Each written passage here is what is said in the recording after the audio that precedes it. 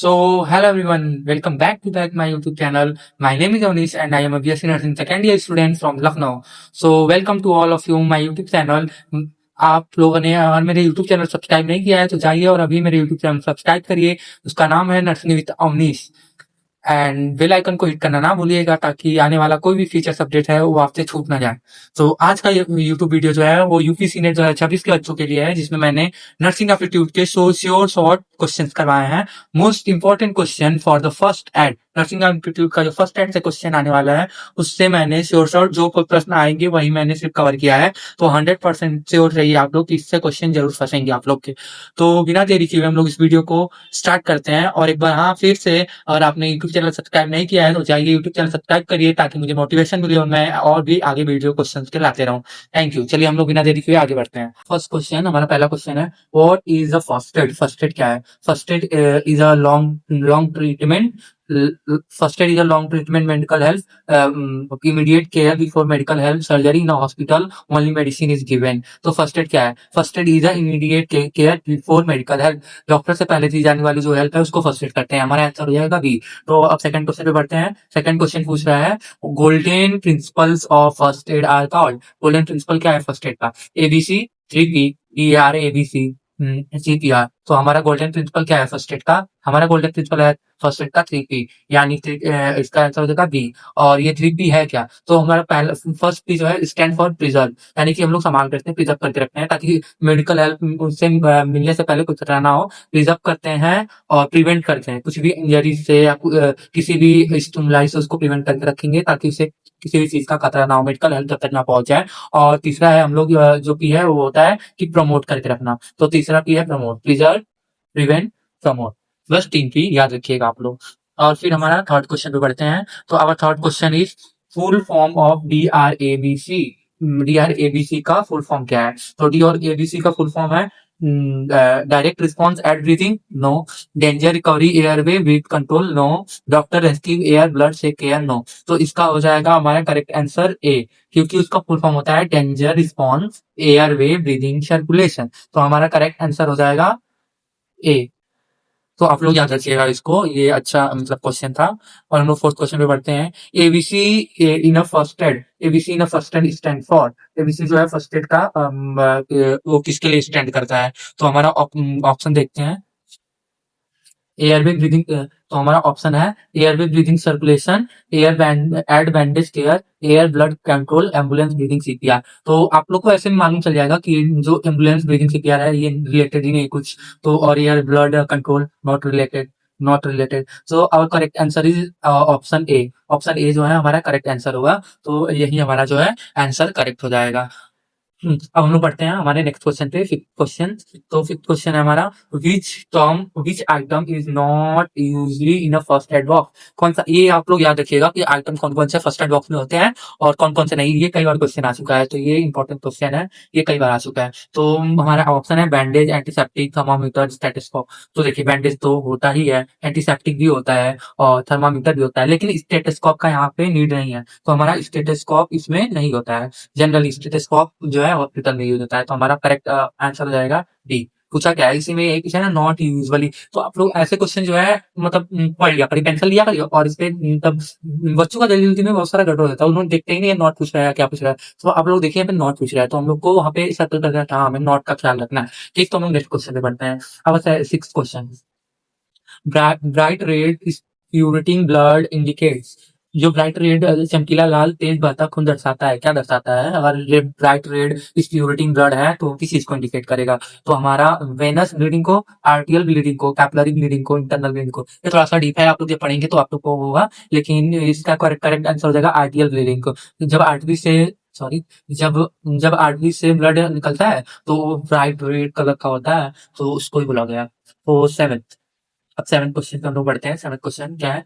First stage in severe bleeding. Severe bleeding जब हो रहा है तो आप फर्स्ट एड में सबसे पहला कदम क्या उठाएंगे? तो फर्स्ट एड में सबसे पहला कदम क्या होगा? वॉश विथ वाटर, वाटर से अपने आप को धुलेंगे? नहीं। Apply direct pressure, give medicine, elevate head. तो हेड से एलिवेट करने का इसका कुछ लेना देना ही नहीं है। गिव मेडिसिन, तुरंत मेडिसिन तो देंगे नहीं। और अप्लाई डायरेक्ट प्रेशर, जी हाँ, इसमें हम लोग डायरेक्ट प्रेशर को अप्लाई करके रखते हैं ताकि जो है इसका आंसर जो भी ताकि जो है खून रुके, क्योंकि प्रेशर फर्स्ट एड में हम लोग प्रेशर ही लगाते हैं। और एट्थ वाला क्वेश्चन पे पढ़ते हैं हम लोग। Burn with blister are called. और ब्लिस्टर के साथ जो है हमारा बर्न होता है, देखते हैं हम लोग, आप लोग जलते हैं तो ब्लिस्टर बन जाता है, उसमें थोड़ा सा पानी भर जाना, मवाद जैसा हो जाना, तो उसको क्या बोलते हैं? First degree burn, second degree burn, third degree burn और माइनर बर्न। तो उसको हम लोग बोलेंगे क्या बोलेंगे? तो उसको हम लोग बोलेंगे सेकंड डिग्री बर्न। तो इसका आंसर हो जाएगा करेक्ट बी वाला। B is the correct answer. So next question पे बढ़ते हैं हम लोग। और हाँ, ये जो है सब पढ़ेंगे। फर्स्ट डिग्री बर्न में क्या होता है? फर्स्ट डिग्री बर्न में जो होता है, सुपरफिशियल स्किन जो होती है वो जल जल जाती है। सेकंड डिग्री बर्न में क्या होता है?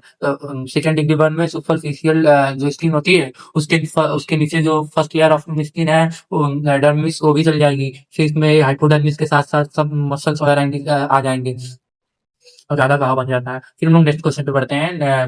First sorry first aid for chemical burn is. तो केमिकल बर्न हो रहा है तो आपको फर्स्ट एड क्या देंगे? तो apply ointment, wash with plenty water, cover tightly, use ice bag. इसमें आप लोग को पढ़ के मालूम चल जा रहा होगा कि क्या देंगे। यूज आइस नहीं, ये तो करेंगे ही नहीं। कवर टाइटली, इसको कवर करेंगे तो और खतरा बढ़ने का चांसेस है।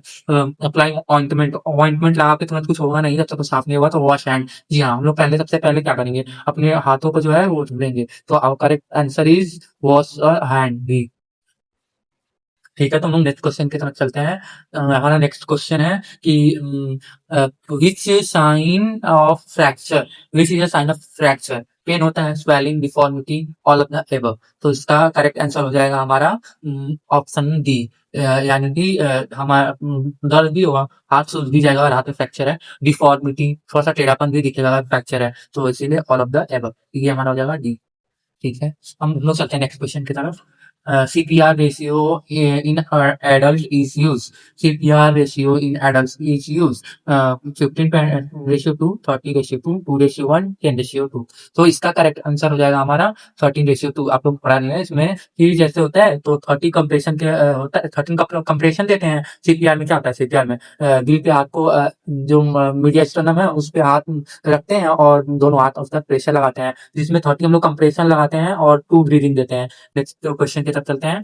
13 क्वेश्चन है तो इसलिए मैंने थोड़ा स्पीड जल्दी किया है। First step in fainting is. अगर कोई बेहोश हो रहा है तो आपका पहला कदम क्या होगा? तो अगर फेंट हो रहा है कोई तो पहला कदम, मेक पेशेंट सिट, ले patient down, give water, call the police. Police को बुलाना कोई मतलब नहीं है। गिव हिम वाटर, नो, पहले पानी हम लोग पी लेंगे। मेक पेशेंट सिट, वो बैठ ही नहीं सकता, हो गिरा है तो। ले पेशेंट डाउन, उनको लिटाना है अच्छे से, तब जाके उनको जो पानी वगैरह छींटा मारना है, जो भी करना है। तो आप हमारा आंसर हो जाएगा बी।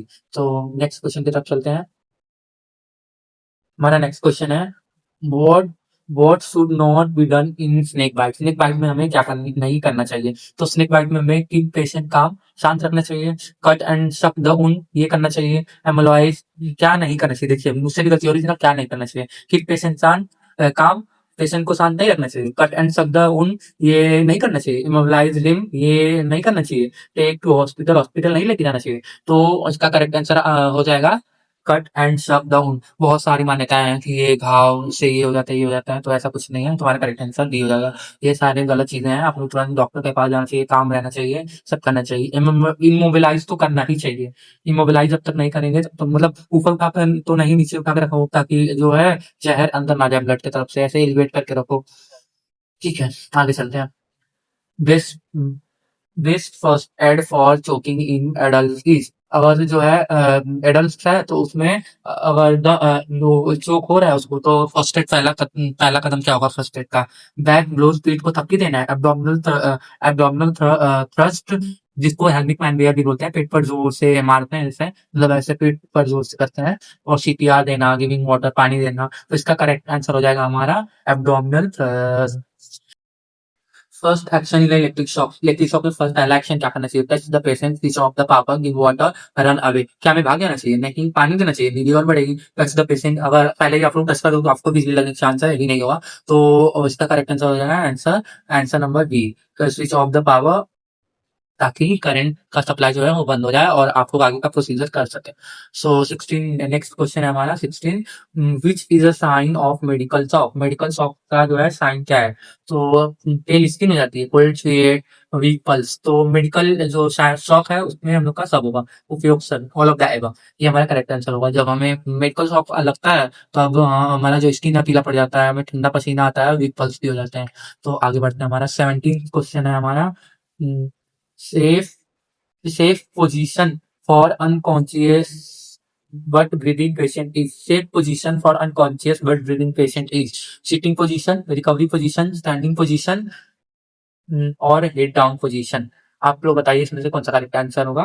तो हमारा करेक्ट आंसर हो जाएगा रिकवरी पोजीशन। रिकवरी पोजीशन हम लोग पेशेंट को रखते हैं ताकि सॉरी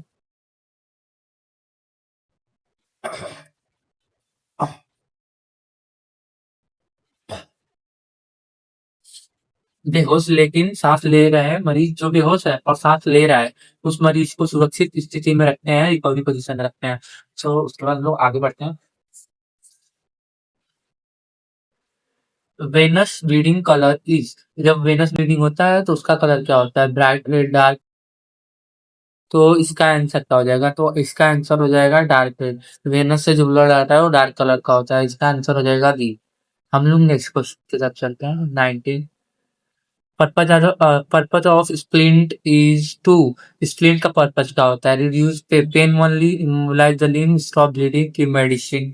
तो इसका हमारा होता है इमोबिलाइज द लिम्ब। हम लोग स्प्लिंट की मदद से इन अंग को मतलब इमोबिलाइज करते हैं ताकि हिले डुले ना और अच्छे से मतलब हड्डियां टूटी हैं तो जुड़ सकें। तो इमोबिलाइज करने के लिए हम लोग इसका यूज करते हैं स्प्लिंट का। नेक्स्ट क्वेश्चन की तरफ चलते हैं।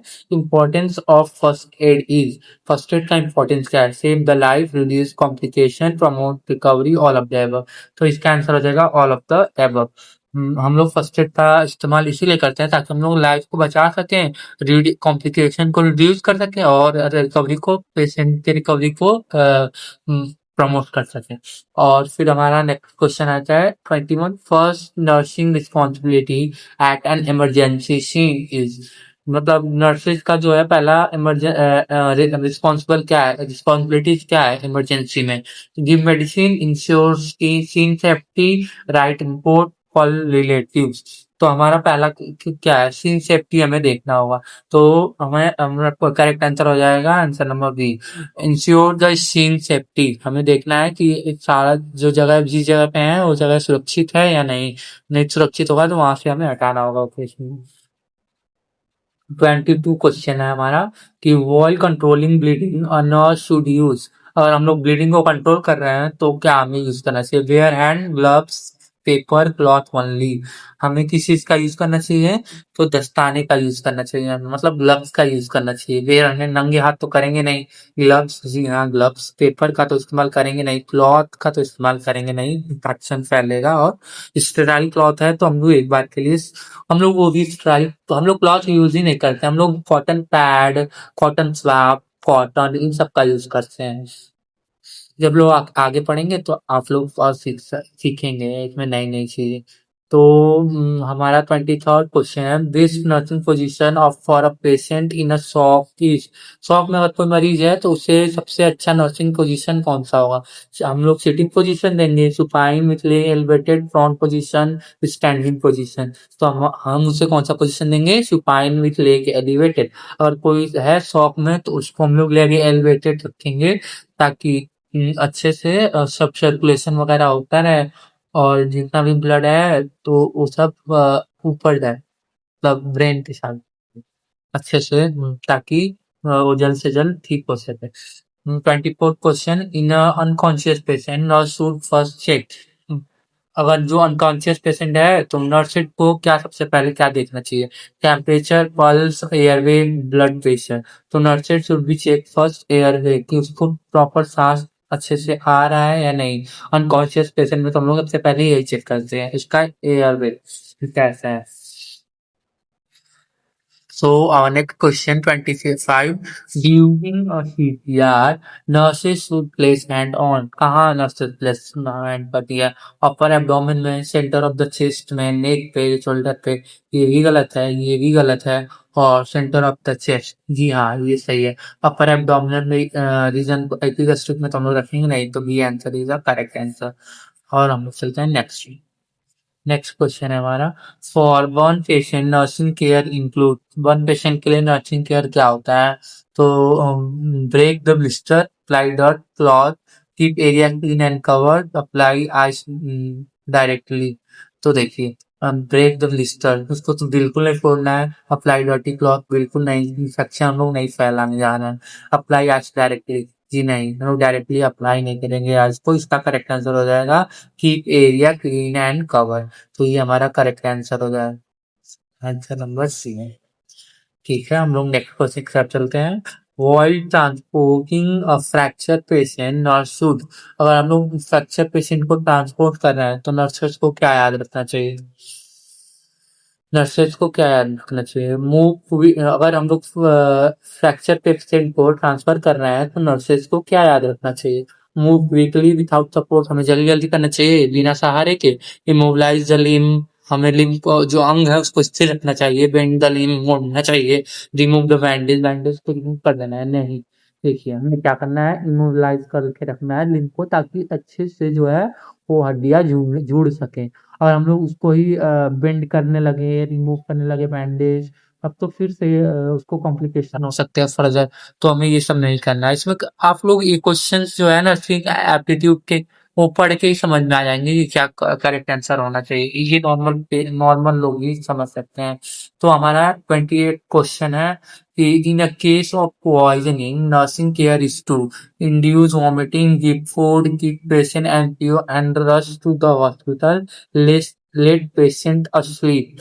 तो हमारा करेक्ट आंसर हो जाएगा keep patient NPO and rush to the hospital. हमें पेशेंट को एनपीओ रखना है, खाली पेट रखना है और उसे हॉस्पिटल लेके जाना है। कुछ खिलाना पिलाना नहीं है बिल्कुल भी।